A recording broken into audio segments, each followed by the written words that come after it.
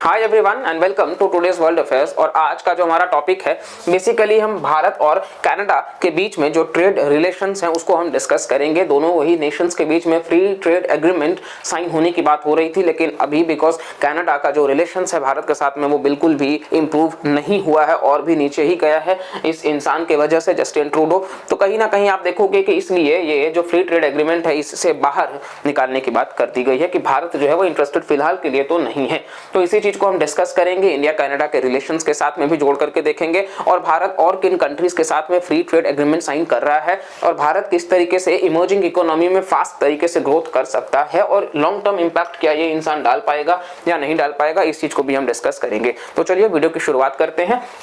आप देखेंगे इंडिया और कनाडा का ट्रेड टॉक जो है वो पॉज कर दिया गया है। ऐसा नहीं कि नहीं होगा, लेकिन पॉज कर दिया गया है उस टाइम के लिए।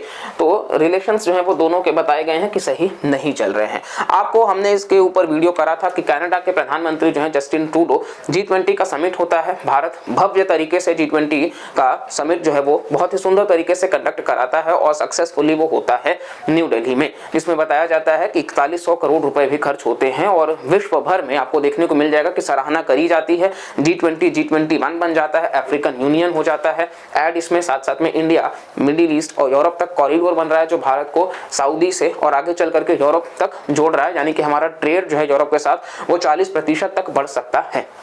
तो ये तो बहुत अच्छी बात है। G20 तो बहुत सक्सेसफुल समिट हुआ है।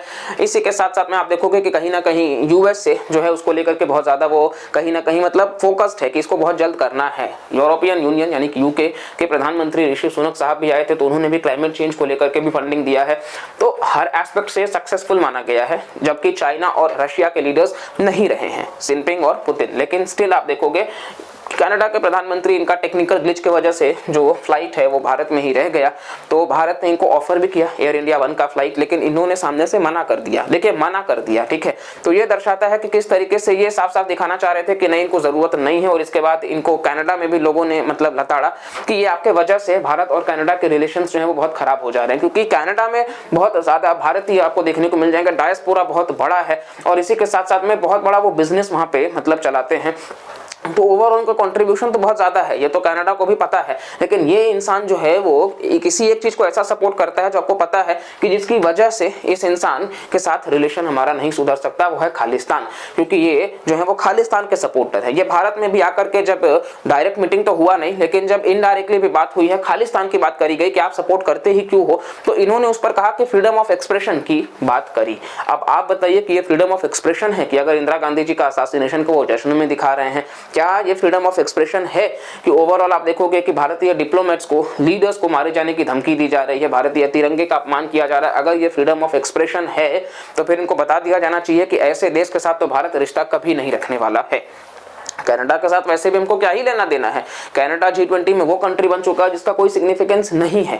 तो इसलिए आप देखोगे कि कहीं ना कहीं फ्री ट्रेड एग्रीमेंट फिलहाल हम नहीं साइन कर रहे हैं इसी सब के वजह से, क्योंकि फ्री ट्रेड एग्रीमेंट का मतलब ये होता है कि दोनों नेशंस के बीच में आप देखोगे इंपोर्ट एक्सपोर्ट जो होगा उसमें जो टैरिफ बैरियर्स है, मतलब अगर कोई सामान आता है उस पर एक टैरिफ लगाया जाता है, कस्टम ड्यूटी, वो जो है वो ना लगे। तो इसको लेकर के ध्यान में या फिर बहुत मिनिमल हो, तो इसको लेकर के इंडिया और कनाडा इस चीज पर विषय मतलब बात कर रहे थे। लेकिन आप देखोगे कि कहीं ना कहीं इंडिया कनाडा का टोटल ट्रेड जो है वो 8.16 बिलियन डॉलर्स के आसपास रहा है, जिसमें से टोटल एक्सपोर्ट्स भारत का जो है वो 4.10, मतलब कुल मिलाकर के बैलेंस हो जाता है। ऐसा नहीं कि हम डेफिसिट में है, बहुत ही अच्छा हमारा ट्रेड भी चल जाता है।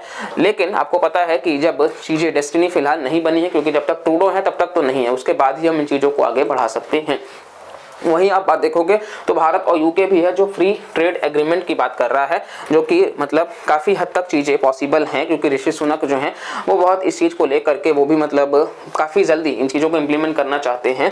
तो आप देख सकते हो कि ये पॉलिटिकल इश्यूज जो है कनाडा में ये तो प्रॉब्लम बन रहा है, लेकिन यूके में ये चीज बहुत जल्द हो जाएगा। काफी टाइम से ये भी पेंडिंग पड़ा हुआ है, लेकिन इसको बहुत जल्द आगे लाया जाएगा। इवन गल्फ कोऑपरेशन काउंसिल, जहाँ पे सऊदी अरेबिया जो है वो प्राइम मेजर रोल प्ले करता है और सऊदी के साथ हमारे रिलेशन काफी इंप्रूव हुए हैं, तो इस वजह से आप देखोगे कि जीसीसी से भी हमारा फ्री ट्रेड एग्रीमेंट का बात चल रहा है, यानी कि हम जो इंपोर्ट करते हैं क्रूड ऑयल वगैरह इस चीज को लेकर के भी और बाकी चीजों पर भी मतलब हमको बेनिफिट मिल जाएगा as per the free trade agreement. तो ये ओवरऑल बहुत मतलब पॉजिटिव्स है। ऐसा नहीं है कि हर कंट्री के साथ में फ्री ट्रेड एग्रीमेंट जो है वो ओवरऑल में तो पॉजिटिव है, लेकिन कनाडा का जेस्चर जो है वो उसके अकॉर्डिंग नहीं है और इसीलिए आप देखोगे कि फिलहाल के लिए ये जो ठंडे बस्ते में टॉपिक चला गया है। अब फॉर द टाइम बिंग तो इस पर बहुत ज्यादा कुछ नहीं अपडेट मिलेगा अब जब तक ये इंसान बने हुए हैं, क्योंकि इनको सपोर्ट जो मिलता है वो भी एक लीडर एनडीपी पार्टी के, वो भी एक मतलब आप देखोगे तो खालिस्तान के सपोर्टर ही हैं इनडायरेक्ट में, और इस वजह से ये भी उस विषय पर नहीं बोलते हैं कि इनको अपना कुर्सी प्यारा है।